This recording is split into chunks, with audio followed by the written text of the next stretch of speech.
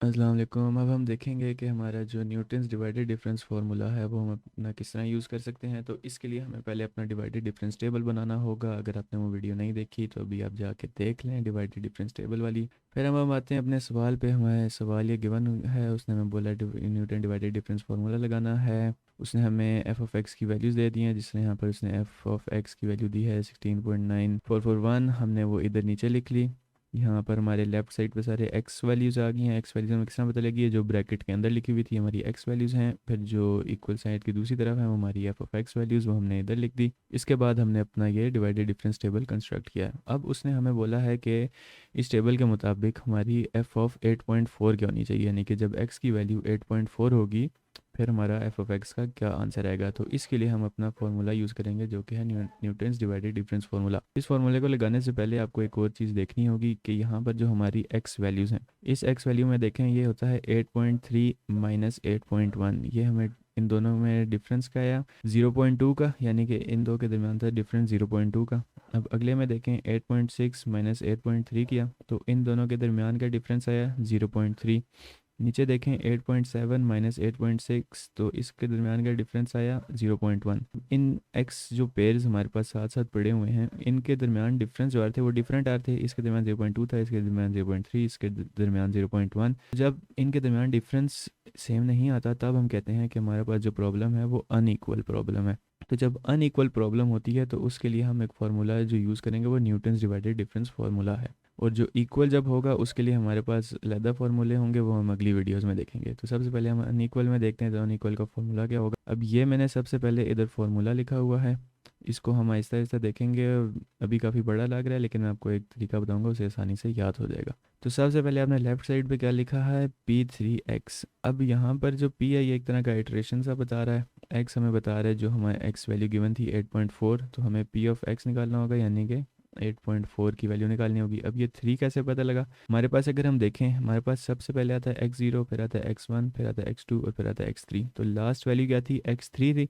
तो उसमें 3 जो नंबर था वो हमने इधर लिख दिया P3 के साथ। तो इसके साथ जो नंबर आता है वो इस तरह हम निकालते हैं। हमारे पास लेफ्ट साइड होगी। अब राइट साइड को अगर हम देखें तो सबसे पहले आपने लिखा एफ ऑफ एक्स ज़ीरो, यानी कि जो ये वैल्यू है आप ये उठाएंगे। ये मैंने नीचे लेबल्स दिए हुए हैं, ये आपको याद करने के लिए आसानी होगी। और ये जो मैंने 8.4 लिखा है ये बस बता रहा है कि हमने जो वैल्यू फाइंड करनी है वो हमारे इन एक्स वैल्यूज़ में किधर फिट होती है। वो इस 8.3 के करीब करीब थी तो मैंने 8.4 लिख दिया।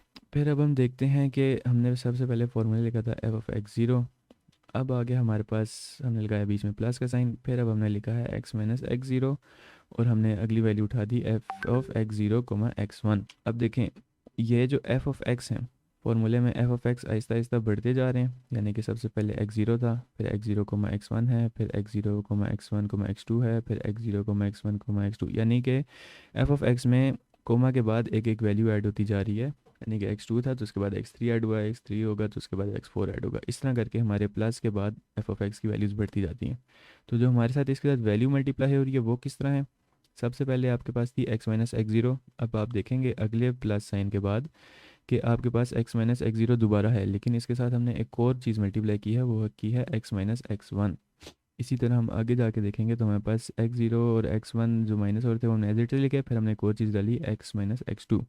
तो इसमें याद करने वाली क्या चीज़ है, इसमें याद करने वाली ये चीज़ है कि पास आपके पास जिस प्लस साइन के बाद एफ ऑफ एक्स लिखा हुआ है, जिस यहाँ पर x zero comma x one है, तो आपने इसके लेफ़्ट साइड पे एक्स माइनस उनके साथ वैल्यूज़ के साथ करना है एक्सेप्ट द लास्ट वैल्यू। अब जिस तरह यहाँ पर देखें एक्स वन यहाँ पर लिखा हुआ है, लेकिन हम जो लेफ़्ट साइड पे मल्टीप्लाई कर रहे हैं उसमें कहीं पर एक्स वन का जिक्र नहीं।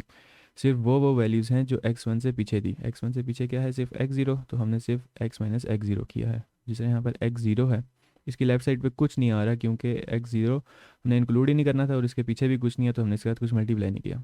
अब यहाँ पर देखें, यहाँ पर है X zero comma x one comma X two. तो अब इसमें हमारी इसकी लेफ्ट साइड पे जो चीज़ मल्टीप्लाई हो रही है उसमें एक्स टू नहीं होगा बल्कि ये एक्स वन और एक्स ज़ीरो की वैल्यूज़ होंगी। अब देखें यहाँ पर एक्स वन है और एक्स ज़ीरो है।